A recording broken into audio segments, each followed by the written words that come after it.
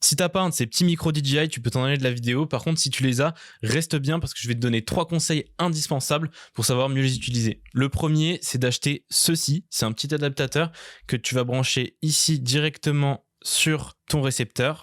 Tac, tu vois, il est bien connecté. Et après que tu vas brancher sur la griffe flash de ta caméra, bam, hop, il dit qu'il est bien connecté. Et en fait, ça va te permettre tout simplement d'enlever le câble qu'il y a entre l'adaptateur et la caméra pour avoir un setup plus léger, comme tu le vois, et surtout sans câble. Le deuxième conseil, c'est qu'on t'a sûrement dit que tu pouvais enregistrer en 32 bits flottants, ce qui te permet de rattraper si jamais ton son sature. Mais ce qu'on t'a pas dit, c'est que tu pouvais pas l'enregistrer avec le récepteur via la caméra. C'est pas possible. La seule manière de faire, c'est d'enregistrer directement dans la petite mémoire qui est sur le micro. Et en fait, tout simplement, il faut, comme ceci, réquer avec le petit bouton directement sur le micro. Et c'est la seule et unique manière d'avoir du 32 bits flottant. Tu ne peux pas l'avoir via ta caméra. Et le dernier conseil, c'est pour éviter d'avoir à appuyer directement ici sur le bouton du micro, ce qui peut être chiant quand tu as un intervenant qui a déjà son micro, de devoir aller appuyer sur son bouton dès que tu veux enregistrer. En fait, tu peux le faire directement via ton récepteur. Il suffit juste de monter comme ceci et d'appuyer ici sur Rec, et en fait, comme tu le vois, ça enregistre bien, c'est en rouge autour. Et ici, on le voit bien aussi, il y a la petite loupiote rouge qui indique que tu enregistres bien directement sur le micro. Du coup, moi, c'est ce que je fais, j'enregistre directement dans la caméra via l'adaptateur. J'enregistre aussi sur les petits micros en passant par le petit menu pour tout simplement sécuriser la prise. Si jamais il y a un problème dans ma prise, d'habitude, j'utilise le son de la caméra, mais si jamais il y a un son qui sature, que je peux rattraper avec le 32 bits, et en fait, j'aurai tout simplement ma prise récupérée sur le petit micro. Donc, c'est hyper pratique.